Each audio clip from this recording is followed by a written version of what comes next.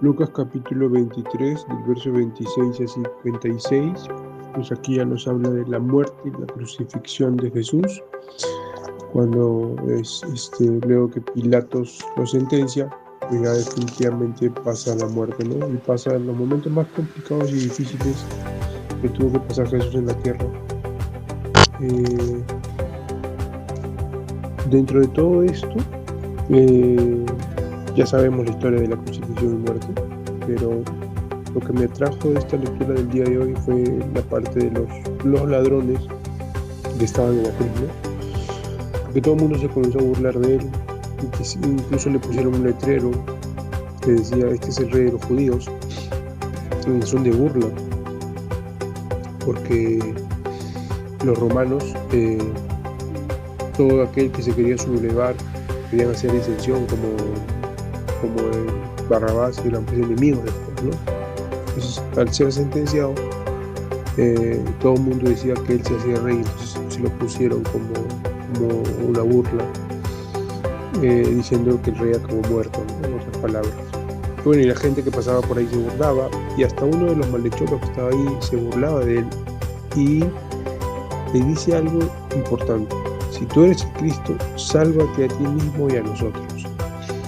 Este hombre tenía la actitud de la mayoría de personas, que creen que merecen algo que realmente no merecen. Esta es una actitud que repetimos en cada generación, y la mayoría de personas que viven pensando que son víctimas, que viven pensando que están viviendo una vida que no les corresponde, porque él era un malhechor, dice, pero él decía: sálvate si eres Dios, y sálvame a mí también, a pesar de que soy un pecador, a pesar de que si merezco estar aquí, no me merezco, yo creo que merezco ser salvado, ¿no? Y esa actitud de malagradecimiento, de soberbia, de orgullo, de hacer las cosas mal y pensar que merecemos algo bueno, es la actitud que nos tiene lejos de Dios a la mayoría de personas. Por eso que escuchamos tantas veces a la gente replicar diciendo: si Dios existiera no habría tanta maldad, si Dios existiera no habría tanto niño abandonado, si Dios existiera no habría tantas violaciones, si Dios existiera no habría tanta miseria. Es la misma actitud que este malhechor. Si Dios existiera, no habría esto que está pasando. Si Dios existiera, no estaría la gente enferma. Y el otro tiene la actitud correcta. El otro le responde: no, ni aún temes tú a Dios estando en la misma condenación. Nosotros, a la verdad, justamente padecemos porque recibimos lo que merecieron nuestros hechos, mas ningún mal hizo. Entonces, el segundo malhechor tiene la actitud correcta. Él está crucificado, y en vez de estar renegando y criticando y diciendo: no me merezco esto, él reconoce que hizo las cosas mal, y lo que le está pasando es lo que se merece, y que justamente está muriendo por sus actitudes, por sus hechos, y por lo que vivió y lo que hizo mientras que era libre. Entonces esta es una enseñanza muy grande para nuestras vidas, y nos vuelve a repetir Dios en su palabra que todo lo que siembras cosechas. Pero si tu actitud es incorrecta, tú vas a pensar que esto no funciona así, que tú mereces mangos cuando sembraste limones, que tú mereces sandía cuando sembraste, no sé, pues, pasas, ¿no? O uvas, no sé. Entonces, este es un gran problema de la mayoría de personas, y esto está asociado con el orgullo y la soberbia.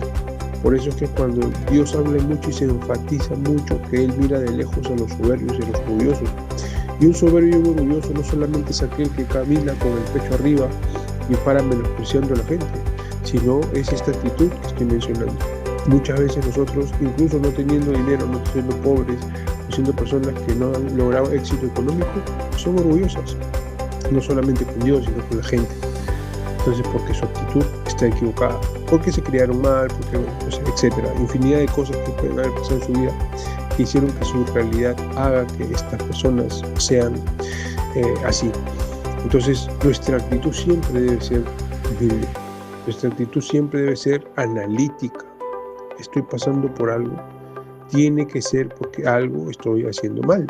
No significa que yo esté mal, no significa que Dios no me ame, no significa que Dios se aleje de mí, significa que me están pasando estas situaciones para que yo me dé cuenta de que estoy haciendo las cosas mal. Este hombre tuvo que llegar a la crucifixión para poder reflexionar sobre su vida y arrepentirse de todo lo que había hecho. Estando a la borde de la muerte, se arrepintió de lo que había hecho. Y Jesús le responde. Él le dice, el malhechor le dice a Jesús: acuérdate de mí cuando vengas en tu reino. Y Jesús le dijo: de cierto estarás conmigo en el paraíso. Ese hombre obtuvo su salvación simplemente por el hecho de reconocer que estaba equivocado, reconocer que había hecho las cosas mal y reconocer a Jesús como justo, Señor. Y eso le permitió salvar su alma. Y vemos a Jesús que hasta el último aliento de su vida pudo salvar un alma más, porque Jesús vino para eso. Imagínense que Él hubiera volteado con el espíritu que tenemos nosotros, ¿no? Encima que estoy aquí muriendo por ti, encima me han azotado y vienes a reclamarme, muérete, no me fastidies, aléjate, lárgate. Es la actitud que tenemos por lo general nosotros los seres humanos, ¿no? Porque cuando no agradecen algo que hacemos, nuestra reacción es también reaccionar igual. Entonces Jesús nos enseña que a veces nosotros tenemos que ser empáticos y muchas veces la gente reacciona mal porque a veces es su sistema de defensa, a veces es su actitud, a veces su mentalidad. Entonces hay que tratar de siempre, como decía el otro día, a amar y ser empáticos con los demás porque no sabemos qué están pasando cada persona, ¿no? Pero Jesús nos demuestra su amor y nos demuestra que Él no vino a condenar sino a salvar, y dándole a este hombre la oportunidad de ser salvo minutos antes de morir, cuando ya no había esperanza, cuando ya no había otra salida.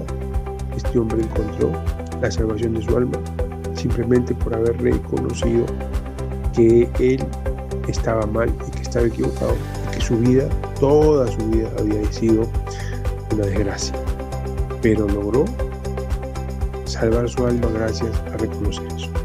Así que creo que ese es el mensaje de Lucas, y esto se concreta o se alinea con Génesis 42, que dice que los hermanos de José van a buscar comida a Egipto porque no había que comer en la tierra. El hambre que llevó a Egipto no solamente fue Egipto, sino fue toda la tierra. Fue un momento de escasez y hambruna a nivel mundial, y todo el mundo comenzó a pasar hambre. Pero Jacob dice algo muy importante en el capítulo 42, verso 1, y le dice: viendo Jacob que en Egipto había alimentos, dijo a sus hijos: ¿por qué os estáis mirando? Miren la actitud de los hijos no habían cambiado absolutamente nada, no se volvieron responsables, no se volvieron cuidadosos, no se volvieron atentos, seguían haciendo las cosas mal. Entonces yo me imagino que estos hombres sabían: bueno, ya no hay que sembrar, no hay que comer, pues vamos a sentarnos a hacer nada, vamos a esperar a ver qué sucede, vamos a esperar a ver qué pasa.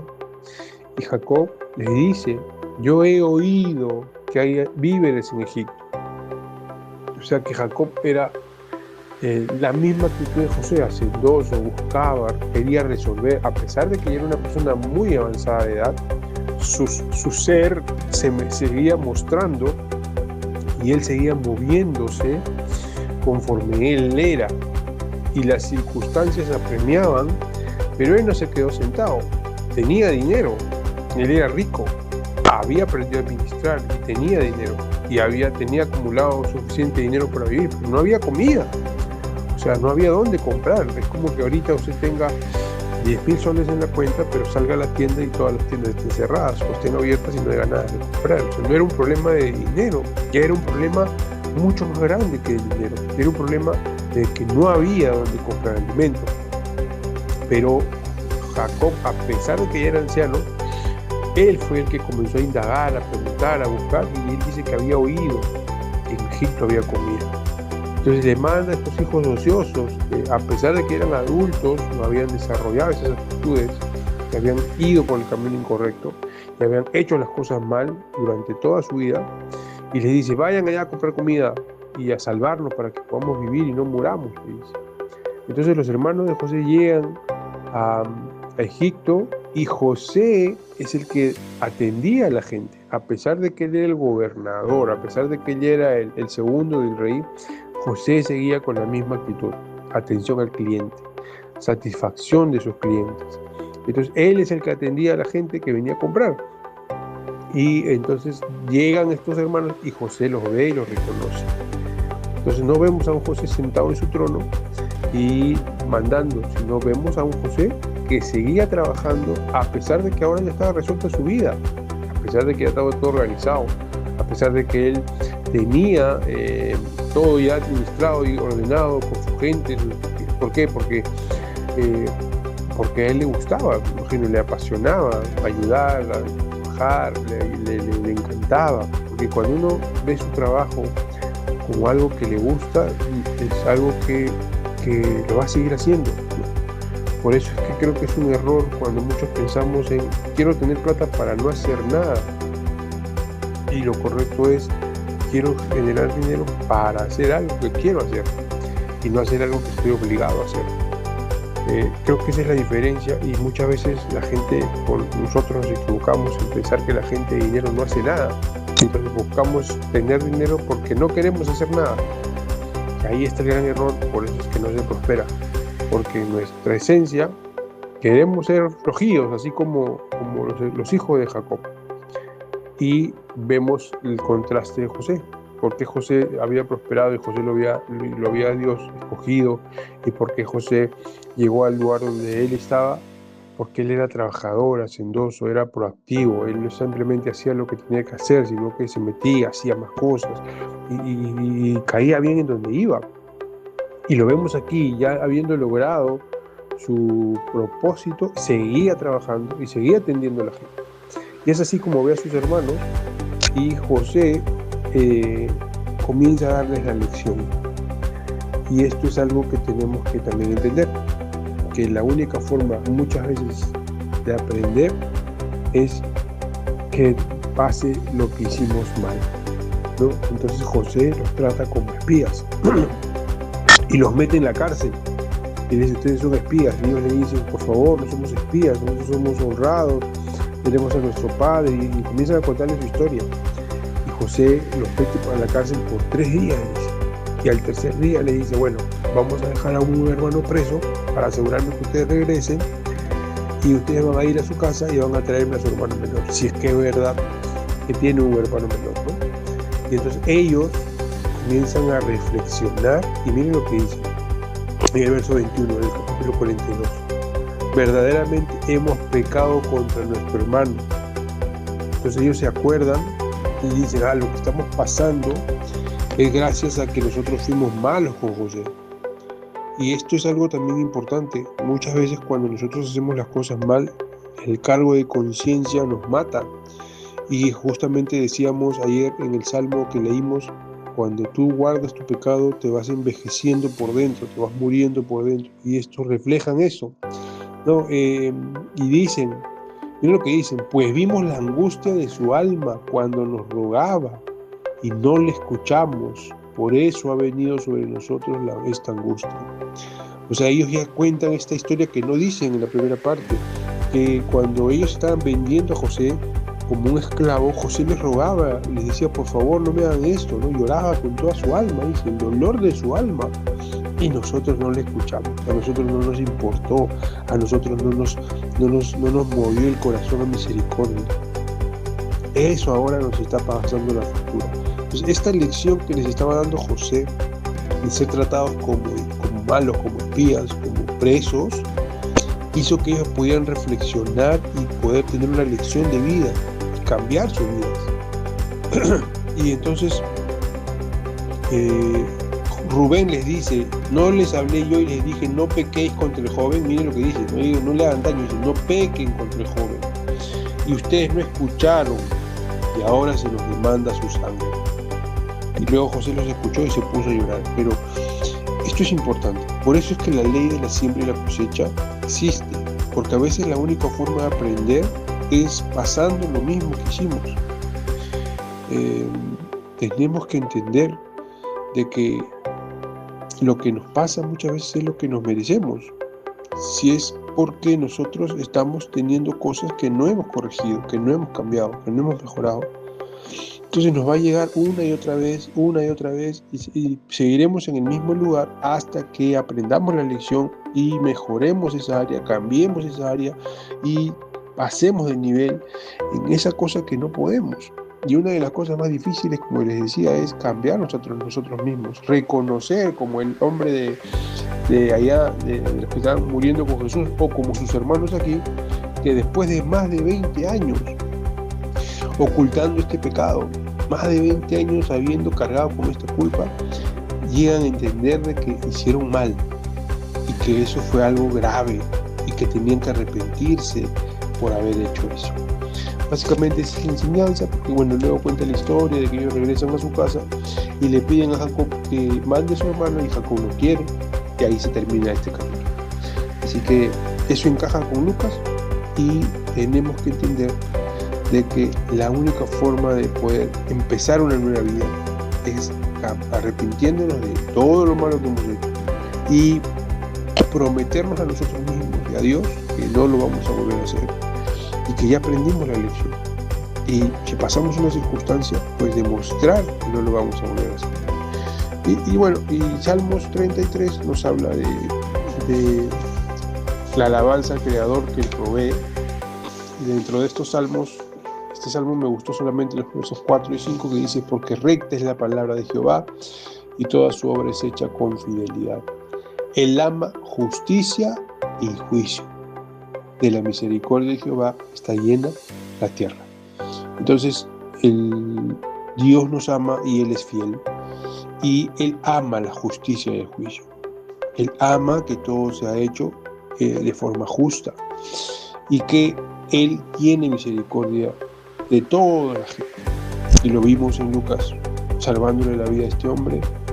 Y vemos aquí a los hermanos de José, usando a José para tratar con los hermanos de José, ellos puedan cambiar sus vidas, y así como trata contigo y conmigo, de que nosotros podamos entender que hay muchas cosas que corregir y hacemos mal, y que la única forma de hacerlo es pidiendo perdón y cambiando, y reconociendo que somos pecadores, reconociendo que fallamos, reconociendo que cometemos errores, pero gracias a su palabra lo estamos reconociendo, lo estamos entendiendo, y nos estamos dando cuenta de que hay muchas cosas que corregir, y eso es lo importante. Ahora viene el segundo paso: tomar la decisión de cambiar y hacer todo lo posible por hacer este nuevo estilo de vida conforme a Dios quiere. Así que a volver a empezar. Señor nuestro Dios y Rey, damos gracias por tu amor y misericordia, por dejarnos, por saber que tú nos amas, y que hasta el último momento de tu vida en la tierra tu objetivo principal fue salvar almas. Y sé que tu objetivo desde Génesis hasta Apocalipsis es salvar a los seres humanos, ayudarnos a tener una vida buena, distinta. Pero muchas veces nosotros no queremos corregir nuestras actitudes, nos llenamos de soberbia, de orgullo, pensamos que estamos bien, Señor, y nos equivocamos muchas veces. Gracias por hacernos entender de que necesitamos de ti, y que todos los días fallamos y nos equivocamos, y necesitamos de tu guía y tu socorro para poder hacer las cosas bien. Esta palabra queda en nuestros corazones y la pongo por ahora. En el nombre de Jesús. Amén. Amén. Bendiciones para todos.